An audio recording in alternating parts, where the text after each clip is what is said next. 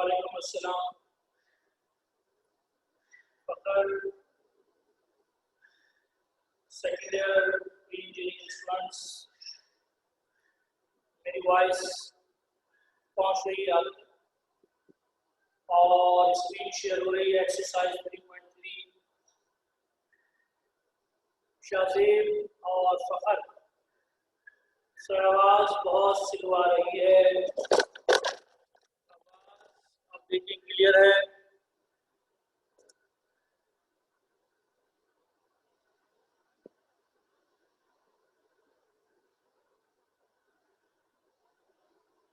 Voice clear है? फखर बेटे voice clear है यहाँ से? हसन वॉइस क्लियरली पहुँच रही है आप तक? 1 से 2 मिनट वेट करें तमाम स्टूडेंट्स तक, वॉइस क्लियरली पहुँच जाएगी। 1 से 2 मिनट का वेट कर लें। सिलेबस अगर रिड्यूस होगा तो वो आपको बता दिया जाएगा, उसके बारे में परेशान होने की कोई जरूरत नहीं है। एक्सरसाइज 3.3 पर कॉन्सेंट्रेट करेंगे तमाम स्टूडेंट्स। कल की क्लास में एक्सरसाइज 3.3 के हवाले से कुछ बेसिक पॉइंट्स हम डिस्कस कर चुके हैं कि एक्सरसाइज 3.3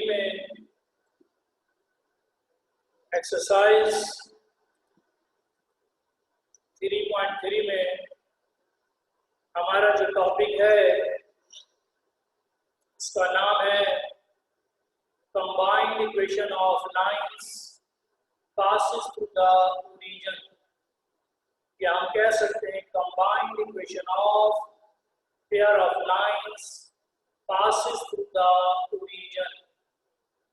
एक्सरसाइज 3.3 में हमारा टॉपिक ऐसी दो लाइंस के बारे में है जो दोनों ओरिजिन से पास हो रही हैं।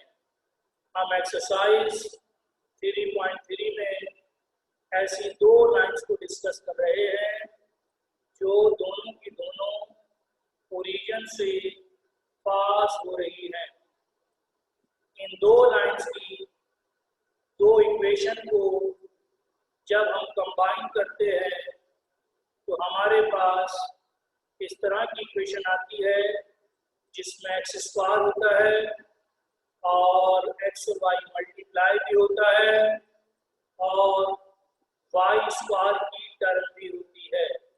कल की क्लास में हम एक डिटेल डिस्कशन कर चुके हैं। बड़े आज एक्सरसाइज 3.3 के हवाले से हम बात कर रहे हैं। हेडिंग डालेंगे exercise 3.3 combined equation of lines passes through the origin. Heading है combined equation of pair of lines passes through the origin की हेडिंग डालें तमाम स्टूडेंट्स।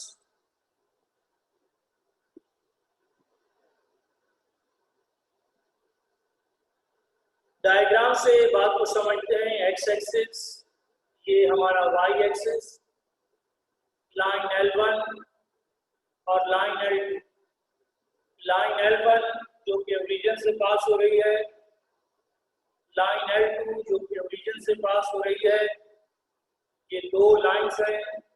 इन दो लाइंस की दो इक्वेशन को जब हम कंबाइन करते हैं तो उनकी जनरल फॉर्म बनती है ax² plus 2hxy plus by² is equal to 0। यहाँ पर a x² का कोफिशिएंट है, b बेटे y² का कोफिशिएंट है और 2h जो है वो x इंटू y का कोफिशिएंट होता है। मैं यहाँ पर आपको थोड़ा सा समझाता हूँ। 3x² plus 7xy plus 6y² is equal to 0 में अगर हम इक्वेशन को देखें तो ये बन रहा है ax² प्लस ये बन रहा है 2hxy और ये बन रहा है by² इज इक्वल टू 0, यानी a इज इक्वल टू 3 है। अगर a की वैल्यू पूछी जाए तो आप कहेंगे a इज इक्वल टू 3 है। यहाँ पे x इंटू वाई के साथ h है, 7 है, और नीचे x इंटू वाई के साथ 2h है। तो हम यहाँ पर कहेंगे 2h इज इक्वल टू 7, और h की वैल्यू आप निकाल सकेंगे 7/2। इस तरह से 2h इज इक्वल टू 7 और the value of h is 7/2. Now the b is equal to 6. The coefficient of y square is b. Now the coefficient of y square is 6. That is b is equal to 6. मास पूछते हैं कि sir ये 2h कैसे आया? भाई 2h जब हम equations को डिराइव करते हैं, जब हम इन इक्वेशन की जो जनरल फॉर्म्स होती हैं उनको जब हम मल्टीप्लाई करते हैं तो फिर हमारे पास कोई ना कोई कांस्टेंट यहाँ पे जरूर होता है जिससे हम h से रिप्रेजेंट करते हैं। फकर ने पूछा h क्या है, तो बेटे h यहाँ पर कांस्टेंट ही होता है। हमें यहाँ पर इसकी जर्नल फॉर्म को याद रखना है, ax square plus 2hxy plus by square is equal to 0। ये जर्नल फॉर्म है किसकी? Combined equation of pair of lines passes through the origin की जर्नल फॉर्म है। लीनियर इक्वेशन की जर्नल फॉर्म क्या है? ax plus by plus c is equal to 0। ये हमारे पास लीनियर इक्वेशन की जनरल फॉर्म है, और ये जो जनरल फॉर्म है ये है combined equation of pair of lines passes through the origin. तो डायग्राम को बना लें और जनरल फॉर्म को नोट कर लें। तो मैं आगे स्लाइड को चेंज करूंगा और वहां से कुछ पॉइंट नोट कर आप लिखेंगे तो आपको और बेहतर तरीके से बात समझ में आ जाएगी।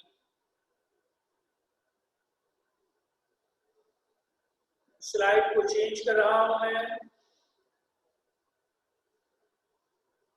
पॉइंट टू बी नोटेड में मैंने यहाँ पर आपके सामने एक इक्वेशन लिखी है 3x square plus 7xy plus 4y square is equal to 0, और ये इसके नीचे आ रही है जनरल इक्वेशन। बिलाल कहते हैं सर पिछली स्लाइड रिपीट करते हैं। पिछली स्लाइड में कुछ भी नहीं है, पिछली स्लाइड में बात सिर्फ यह है कि यहाँ पर मैंने बताया कि दो लाइंस हैं जो रीजन से पास हो रही है, ये जनरल फॉर्म है, ये एग्जाम्पल लिखी, और यहाँ पर ये मैंने इसकी इक्वेशन को लिखा। तो तमाम काम नेक्स्ट स्लाइड में भी आ रहा है। तो सर कहते हैं नॉन इम्पॉर्टेंट क्वेश्चन है। भाई क्वेश्चन तो अभी स्टार्ट ही नहीं हुआ तो नॉन इम्पॉर्टेंट कैसे होगा? तो सर बेटे क्वेश्चन तो अभी हमने स्टार्ट ही नहीं किए, तो फिर नॉन इम्पॉर्टेंट कैसे क्वेश्चन आ गए भाई? तो sir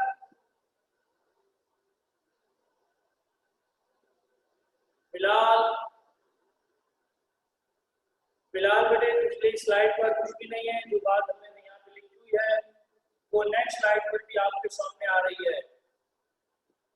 point to be noted करें, पॉइंट टू बी नोटेड करें 3x square plus 7xy plus 4y square is equal to 0। ये आ गई जनरल इक्वेशन। अब यहाँ पर हियर यहाँ a इज इक्वल टू क्या होगा? 3 होगा, 2h इज इक्वल टू 7 है, और b इज इक्वल टू 4 है। यानी आप इसको यूं देख सकते हैं भाई a is equal to 3, 2h is equal to 7 और b इज इक्वल टू 4। ये आपके पास ये बन रहा है। a इज इक्वल टू 3 है, 2h इज इक्वल टू 7 है, और b इज इक्वल टू 4 है। तो 2h इज इक्वल टू 7, तो the value of h is 7/2। एक और पॉइंट नोट करके लिखेंगे भाई, ये हमारे पास दो लाइंस होती हैं, तो इन दो लाइंस के दो स्लोप भी होते हैं। उन स्लोप को मालूम करने का formula m1 is equal to minus h plus root h square minus a b divided by b है। और सेकंड फार्मूला सेम है, बस पॉजिटिव साइन की जगह पर आपने नेगेटिव साइन को लिख लेना है।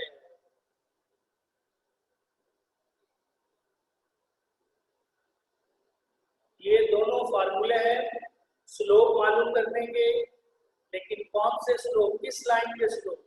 ऐसी लाइन के स्लोप जो ओरिजिन से पास हो रही, या ऐसी लाइन जो कि combined equation of line passes through the origin, उसके लिए हम यूज करते हैं। इन दोनों को याद रखना जरूरी होगा भाई। यहाँ पर तीन चीजें यहाँ पर याद रखनी है। एक तो combined equation of pair of line passes through the origin, और इन दोनों के ये स्लोप भी याद होने चाहिए। m1 is equal to minus h plus root h square minus a b divided by b, और m2 is equal to minus h minus under root h square minus a b divided by B.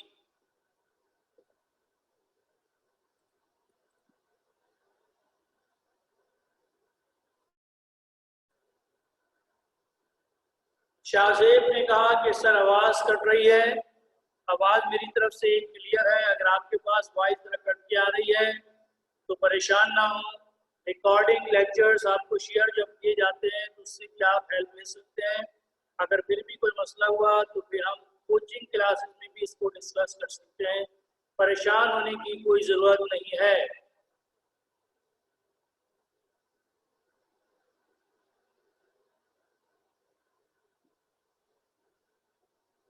Three x square plus 7xy plus 4y square is equal to 0। ax square plus 2hxy plus by square is equal to 0। a is equal to 3 है, 2h is equal to 7 है, तो h की value 7/2 आपके पास, और b की value 4 है।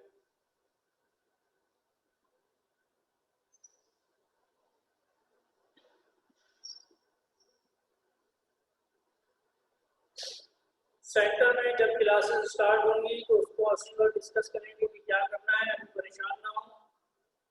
एक line का स्लोप m1 पहली लाइन का स्लोप है और m2 सेकंड लाइन का स्लोप है। m1 पहली लाइन का स्लोप है और m2 सेकंड लाइन का स्लोप है।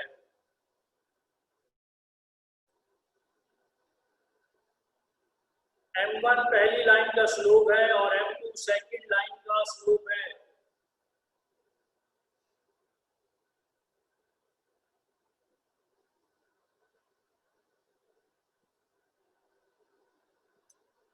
नेक्स्ट हेडिंग आ रही है नेचर ऑफ लाइंस।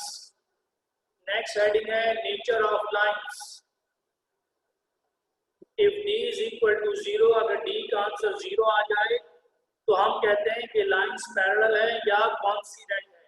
कॉन्सिडेंट का मतलब जब लाइन के ऊपर लाइन आ जाए। अगर d का आंसर ग्रेटर देन 0 आ जाए तो लाइंस रियल और डिस्टिंक्ट होती है।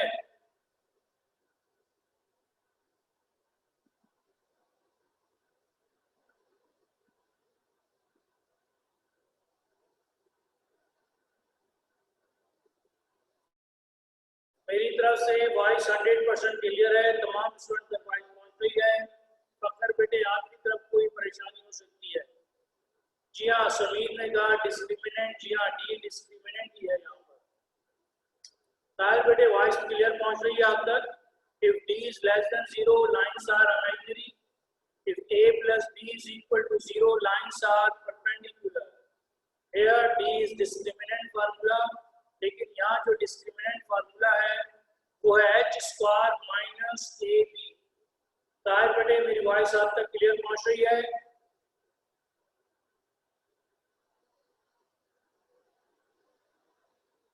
जी सर। तो फखर बेटे तमाम स्टूडेंट तक वॉइस क्लियर पहुंच रही है?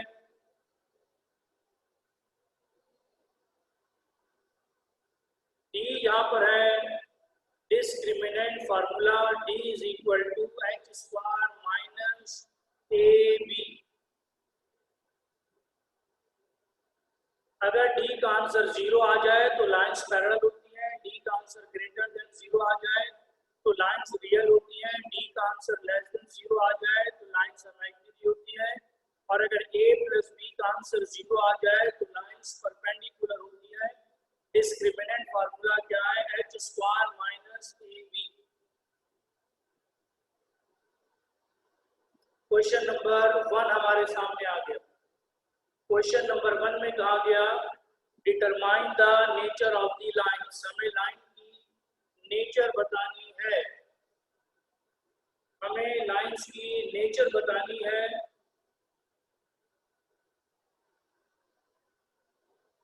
क्वेश्चन नंबर 1 में कहा गया find the nature of lines. हमें लाइन की नेचर के बारे में बताना है। क्वेश्चन नंबर 1 हमारे पास इसके बाद आ रहा है।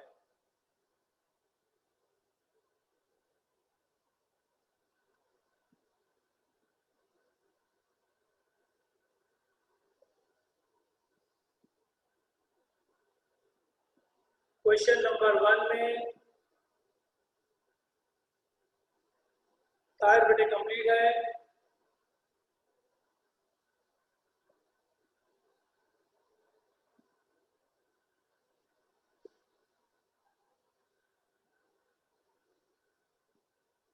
मास ने कहा सर कॉन्स्टिडेंट का मतलब क्या है? कॉन्स्टिडेंट का मतलब जब लाइन के ऊपर लाइन आ जाए, जैसे ये एक लाइन है, line L1,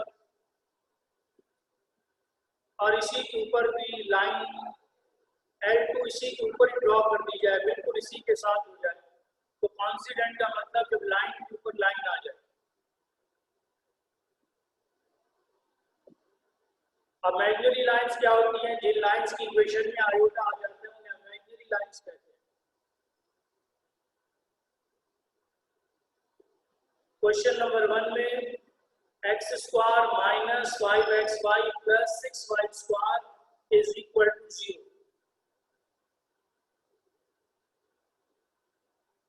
x square minus 5xy plus 6y square is equal to 0 by comparing with general equation. Now the general equation is ax square plus 2hxy plus by square is equal to 0. So now here a is equal to 1, 2h is equal to minus 5 and b is equal to 6. Here a is equal to 1, 2h is equal to minus 5, b is equal to 6. Now the value of h is minus 5 upon 2. A is equal to 1, 2h is equal to minus 5 and b is equal to 6. We know that d is equal to h square minus ab। h, a और b की values को put किया, LCM लेने के बाद आप देख रहे हैं कि आंसर पॉजिटिव आ रहा है। आंसर पॉजिटिव आ रहा है। पॉजिटिव आंसर का मतलब क्या है? Greater than 0। और बेटे ग्रेटर देन 0 का मतलब क्या है? The lines are real and distinct. Greater than 0 का मतलब है कि लाइंस रियल और डिस्टिंक्ट है। डिस्टिंक्ट का मतलब डिफरेंट लाइंस, एक दूसरे से बिल्कुल अलग अलग है।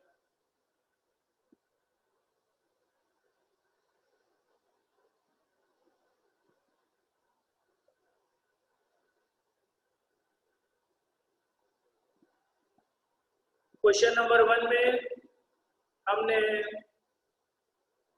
क्वेश्चन नंबर 1 को कंप्लीट किया। नेचर ऑफ लाइंस को हमने बताया। d is equal to h square minus a b, एक डिस्क्रिमिनेंट फार्मूला हमने यहाँ पर अप्लाई कर दिया।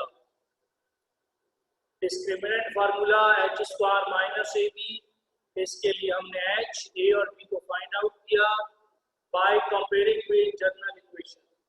जनरल इक्वेशन से कंपेयर किया। जनरल इक्वेशन से कंपेयर करने के बाद a, b, h निकाला और फार्मूले में वैल्यू को पुट किया। ग्रेटर देन 0 पे लाइन रियल डिस्टिंक्ट बनती है, लेस देन 0 पे लाइन इमेजिनरी होती है। अगर d का आंसर 0 आ जाए तो लाइंस पैरेलल और कॉन्सिडेंट होती है। नेक्स्ट स्लाइड की तरफ मूव कर रहे हैं। ताहिर बेटे बात समझ में आ गई? मास, खिजर, अशर बेटे बात समझ में आ गई है? कोई कंफ्यूजन तो नहीं है?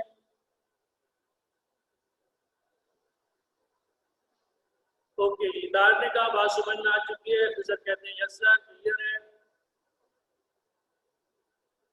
अपॉन में सर, अपॉन में टू कैसे आया? भाई यहाँ पे टू जो है वह के साथ मल्टीप्लाई हो रहा है, तो टू नीचे डिवाइड हो जाएगा, -5/2 आपके पास बन जाएगा।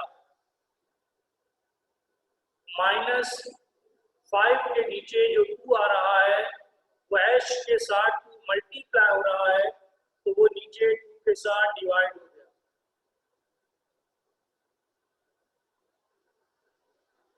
नेक्स्ट स्लाइड की तरफ मूव कर रहा हूं।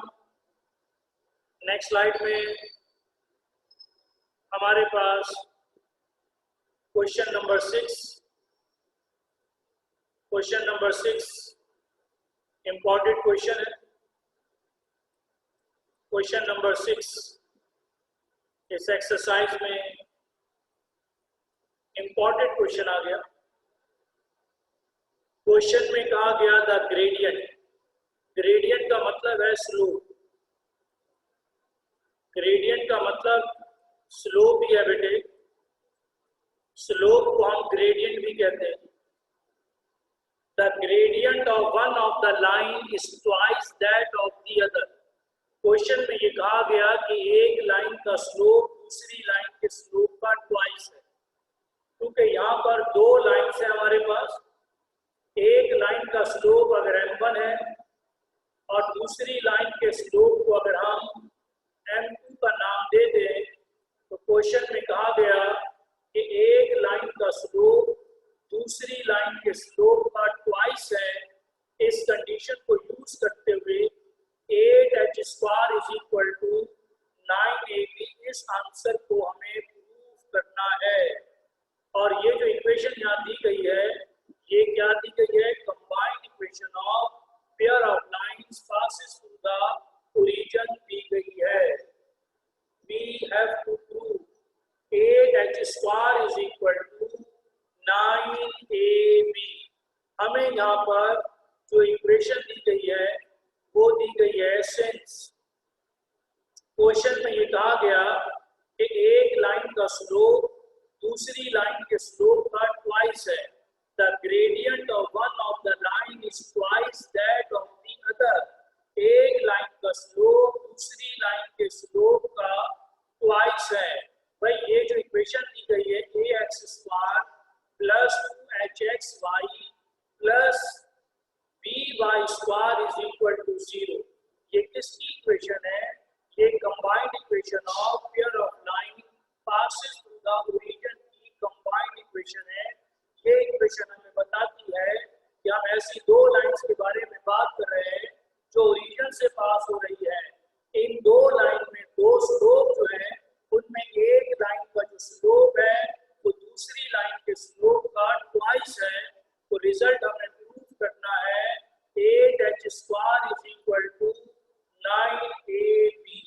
और मैंने अभी आपको जैसी ही क्लास स्टार्ट हुई आपको ये बात बताई कि हमारे पास ऐसी लाइन के दो स्लोप होते हैं, एक m1 और एक m2। एक m1 और एक m2। एक m1 और एक m2। ax² + 2hxy + by² = 0। ये इक्वेशन हमें सवाल में दी गई है। इस इक्वेशन के मुताबिक हमारे दो स्लोप ये हैं m1 और m2।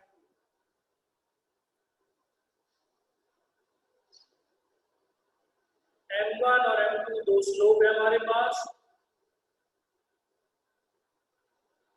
According to question m1 = 2m2।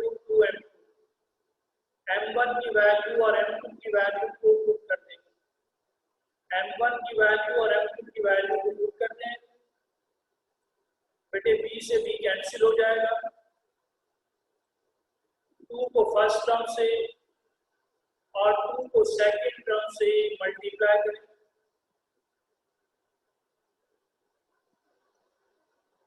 h को एक साइड पे कर लें, रूट वाली टर्म को एक साइड पे कर लिया, 2h में से h को निकाल दें, दोनों माइनस माइनस प्लस हो गए, तो h is equal to -3 under the square root h square minus ab हमारा यहाँ तक रिजल्ट बन जाएगा। आगे हम इसका एसपीएस लेंगे।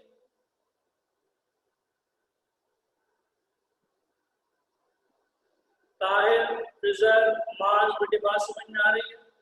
M1 और M2 दो स्लोप हैं, कंडीशन यूज की M1 is equal to 2M2, M1 और M2 की वैल्यू को पुट किया, B से B कैंसिल हो गया, 2 से फर्स्ट को मल्टीप्लाई किया, 2 से सेकंड को मल्टीप्लाई कर दिया।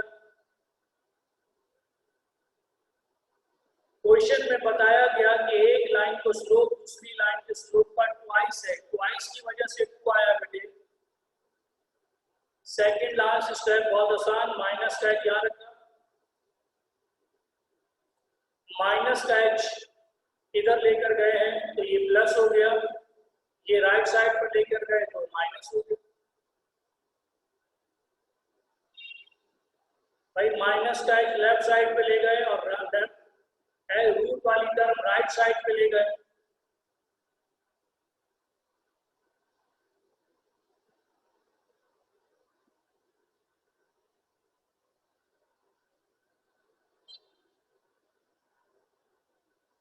नेक्स्ट स्लाइड में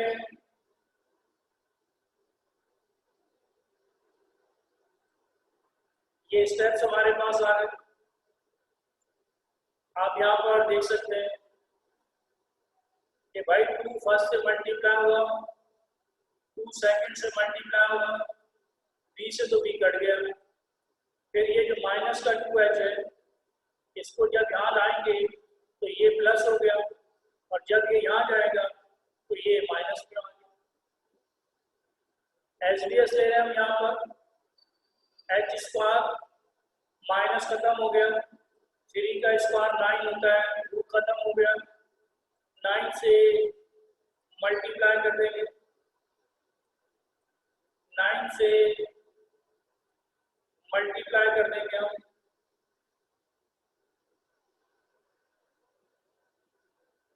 9h स्क्वायर को लेफ्ट साइड पे ले गए, -8h square is equal to -9, minus से माइनस कट गया, 8h square is equal to 9ab, hence prove that, prove हो गया, बहुत ही आसान। ताहिर, समीर, मास, बड़े क्वेश्चन समझ में आ गया। M1 is equal to 2M2, question में कहा गया था कि the gradient of one of the line is twice that of the other, एक लाइन का स्लोप दूसरी लाइन के स्लोप का ट्वाइस है। M1 और M2 की वैल्यूज को पुट कर सिंप्लीफाई किया, बहुत ही आसानी के साथ 8h square is equal to 9ab prove हो गया। समीर कहते हैं क्लियर है, ताहिर बेटे क्लियर है, कोई कंफ्यूजन तो नहीं है? ताहिर, अशर, मास,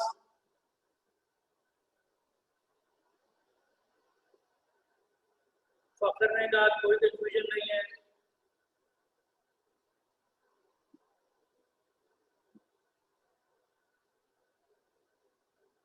ओके, नेक्स्ट क्वेश्चन की तरफ मूव कर रहा हूं, नेक्स्ट क्वेश्चन की तरफ मूव कर रहे हैं अब हम, नेक्स्ट क्वेश्चन की तरफ अब हम मूव कर रहे हैं, नेक्स्ट क्वेश्चन की तरफ मूव कर रहे हैं, क्वेश्चन नंबर 7। क्वेश्चन नंबर 7 भी इस एक्सरसाइज में इंपॉर्टेंट क्वेश्चन है, लॉन्ग क्वेश्चन आंसर के लिए, इंपॉर्टेंट क्वेश्चन लॉन्ग के लिए। क्वेश्चन में कहा गया फाइंड द सेंट्रॉइड, सेंट्रॉइड का formula x is equal to x1 plus x2 plus x3 divided by 3, y is equal to y1 plus y2 plus y3 divided by 3। ये हमारे पास centroid का formula exercise 2.2 में हम पढ़ चुके हैं इस फार्मूले को। यहाँ पर कहा गया फाइंड द सेंट्रॉइड, हमें सेंट्रॉइड निकालना है। किसका सेंट्रॉइड होता है? ट्राइएंगल का। The equation of the sides are, ये पहली इक्वेशन जो आपके सामने मौजूद है, अगर इस इक्वेशन पर आप गौर करें तो बेटे ये जो इक्वेशन है ये combined equation of line passes through the origin है, यानी ये ऐसी दो लाइंस की इक्वेशन है जो ओरिजिन से गुजर रही है।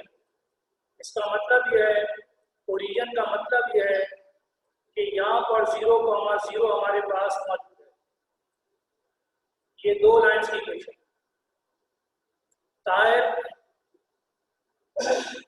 बेटे बात सुन रहे हैं आप मेरी? ताहिर, ओके जी। ताहिर, जमील, अशर, मिजाज, माज, बेटे यहाँ पर मैं ये बता रहा हूँ कि ये जो इक्वेशन आपके सामने है ये है combined equation of line passing through the origin. अगर आप सेकंड इक्वेशन पर गौर करें, जो लीनियर इक्वेशन आपके सामने मौजूद है, इसमें मैं एक कांस्टेंट नंबर भी देख रहा हूँ। ये कांस्टेंट नंबर मुझे बताता है कि ये एक ऐसी लाइन है जो ओरिजिन से पास नहीं हो रही। शायद सेकंड इक्वेशन में कांस्टेंट 4 क्या बताता है कि ये एक ऐसी लाइन है जो ओरिजिन से पास नहीं हो रही। समीर, सेकंड इक्वेशन का कांस्टेंट 4 हमें क्या बताता है? समीर, सेकंड लाइन का कांस्टेंट 4 हमें क्या बताता है? समीर, सेकंड लाइन का कांस्टेंट 4 हमें क्या बताता है? हाँ, ये हमें बताता है कि ये लाइन ओरिजिन से पास नहीं हो रही। तो इसका मतलब यह है कि ये एक लीनियर इक्वेशन है जो ओरिजिन से पास नहीं हो रही। तो ये इस तरह से हो सकती है, एक रफ आइडिया से आपके सामने डायग्राम बनाई है मैंने, ताकि आपका कॉन्सेप्ट बन जाए कि ये एक ऐसी लाइन है जो ओरिजिन से पास नहीं हो रही। और देखिए यहाँ पर एक ट्राइएंगल की बनती हुई आपको नजर आ रही है, ये ट्राइएंगल। इस ट्राइएंगल का हमें सेंट्रॉइड मालूम करना है। और आप ये बात देख रहे हैं कि इस ट्राइएंगल में 3 वर्टिसेस हैं। एक हमें पहले से मालूम है 0, 0, बाकी 2 हमें मालूम करने हैं, बाकी 2 हमें मालूम करने होंगे। Now in solution we have to find centroid. हमें सेंट्रॉइड को मालूम करना है। According to question,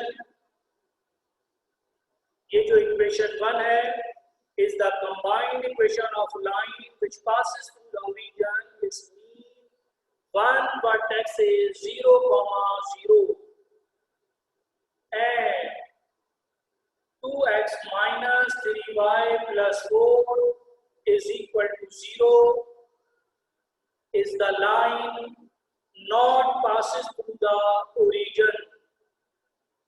Is the combined equation of line passes through the origin and 2x minus 3y plus 4 is equal to 0 is the line not passes through the origin.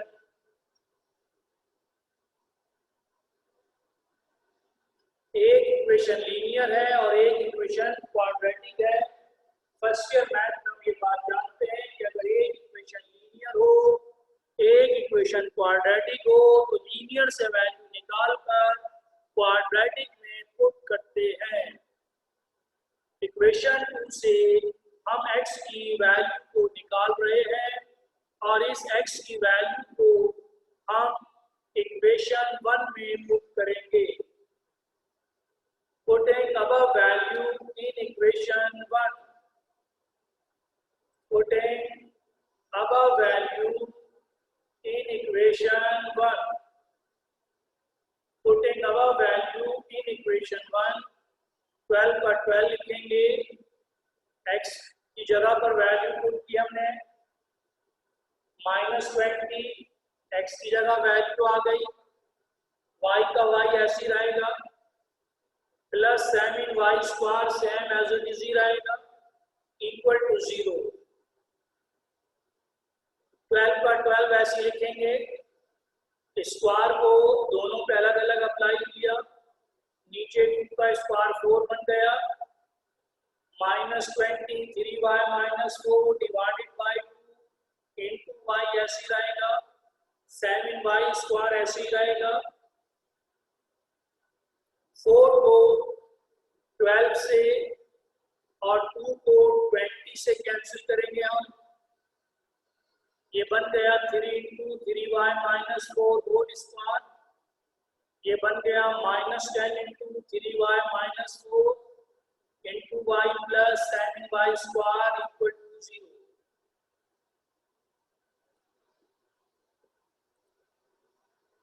Four को 12 से 2 को 20 पर cancel किया। क्या तमाम student को यहाँ तक बात समझ में आ गई है? अहमद, फखर, ताहिर, समी, अशर, क्या बेटे बेजाद, क्या तमाम स्टूडेंट को यहाँ तक बात समझ में आ गई है? आपने कहा जी सर क्लियर है। ओके जी, तमाम स्टूडेंट के पास क्लियर है, कोई कंफ्यूजन नहीं है।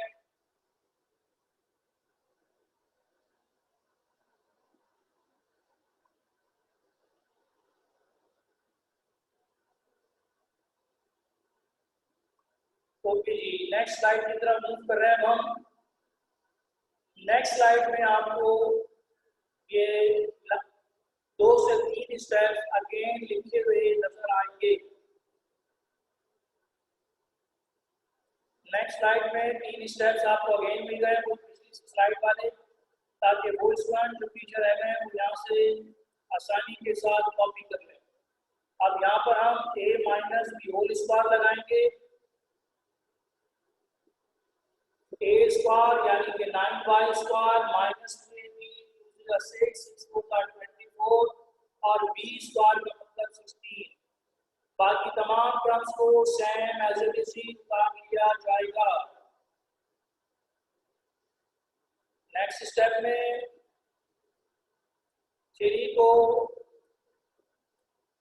सबसे मल्टीप्लाई करेंगे, 10 फर्स्ट से मल्टीप्लाई होगा और ये y भी फर्स्ट से मल्टीप्लाई होगा, फिर 10 भी सेकंड से मल्टीप्लाई होगा और ये y भी सेकंड से मल्टीप्लाई होगा, तो बन गया 27 और ये मल्टीप्लाई 10 3 जा 30 y और ये y square minus minus plus 10 4 जा 40 और 40 को y से मल्टीप्लाई किया तो 40y 27y square 7 square 72y 40y solve किया 4y square minus 32y 4 common ले लिया, 4 बेटे यहाँ मल्टीप्लाई हो रहा है 0 से डिवाइड होगा खत्म हो जाएगा।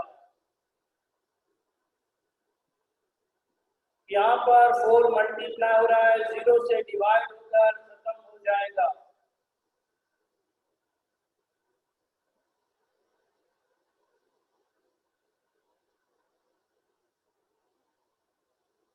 मिडिल टर्म को ब्रेक किया और मिडिल टर्म को ब्रेक करने के बाद 2 वैल्यूज आपको y की यहाँ से मिलेगी।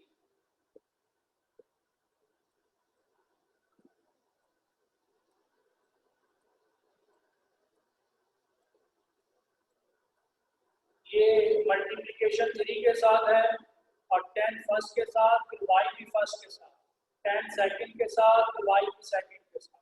सिंप्लीफाई किया, 4 कॉमन लिया, 4 मल्टीप्लाई और कर दिए, 0 से डिवाइड करके खत्म कर दिया, मिडिल टर्म को ब्रेक किया। ये मिडिल टर्म ब्रेक हुई है। यहाँ पर मिडिल टर्म ब्रेक होने के बाद ये आपके पास कॉमन निकाला मैंने, y minus 6 y minus 2 is equal to, तो y minus 6 equal to 0, y minus 2 is equal to 0, तो y के 2 रिजल्ट मिलेंगे। एक y का रिजल्ट 6 मिलेगा हमें और एक y का रिजल्ट हमें 2 मिलेगा। यहाँ y का रिजल्ट 6 है यहाँ पर और यहाँ पे y का रिजल्ट 2 है।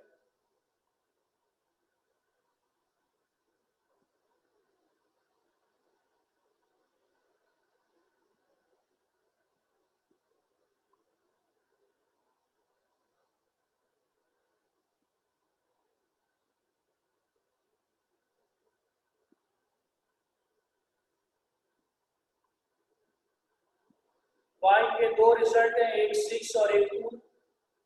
y की वैल्यू 6 को इक्वेशन 2 में हम पुट कर सिंप्लीफाई करेंगे और यहाँ से हमें x का एक आंसर मिलेगा। तो hence x, y is equal to 7, 6। फिर इस y की वैल्यू को इक्वेशन 2 में पुट किया और यहाँ से भी हमें एक और x का आंसर मिलेगा, x is equal to 1। एक पॉइंट बन गया 7, 6 और एक पॉइंट हमें मिलेगा 1, 2। 7, 6 और 1, 2। 7, 6 और 1, 2।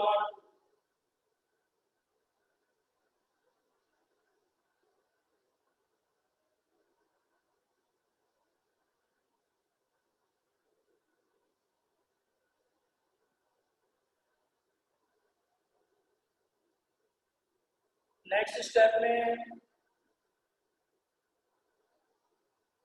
एक पॉइंट तो हमारे पास 7, 6 है बेटे, एक पॉइंट है 1, 2। लेट जो 0, 0 है उसे x1 y1, दूसरे पॉइंट को x2 y2, थर्ड पॉइंट को x3 y3 सपोज करके सेंट्रॉइड का फार्मूला हमने यहाँ पे लिखा है और इसे मैंने ऑर्डर पेयर की फॉर्म में लिखा है। Since x, y is equal to x1 plus x2 plus x3 divided by 3, y1 plus y2 plus y3 divided by 3, values को किया, सिंप्लीफाई किया और यही हमारा आंसर है।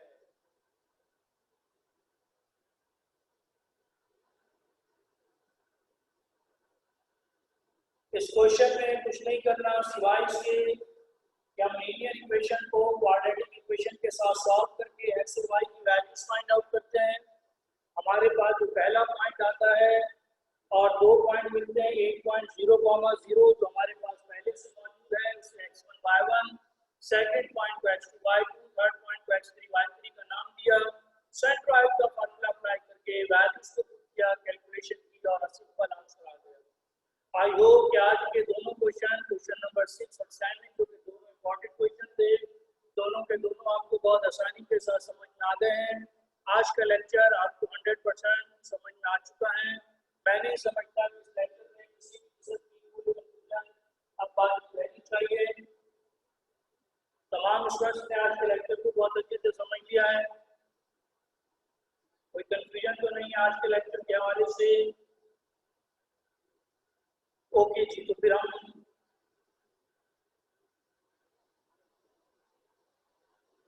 ओके जी, ताहिर ने कहा कि सर औसम आप समझा दिया आपने, चलिए बहुत अच्छी बात है। ताहिर बेटे जी आज की क्लास को यहीं पर ऑफ करते हैं। मास कहते हैं सर ये 0, 0 ओरिजिन की वजह से है ना? जी हाँ बिल्कुल, ये 0, 0 ओरिजिन की वजह से है। तो आज की क्लास को हम यहीं पर ऑफ कर रहे हैं। कल की क्लास में 3.3 के 2 से 3 क्वेश्चन और सॉल्व करेंगे। उम्मीद है कि कल 3.3 हमारी कंप्लीट हो जाएगी। और आज की क्लास में तमाम स्टूडेंट्स को अच्छा मास कहते हैं सर, 1 मिनट वेट करें, मास आपके लिए लिख रहा हूँ। बाकी तमाम स्टूडेंट्स को मेरी तरफ से अल्लाह हाफिज। मास बेटे आपकी वजह से वेट कर रहा हूँ।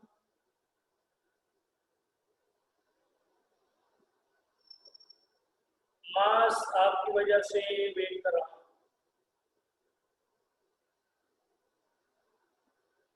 मास बेटे कंप्लीट है।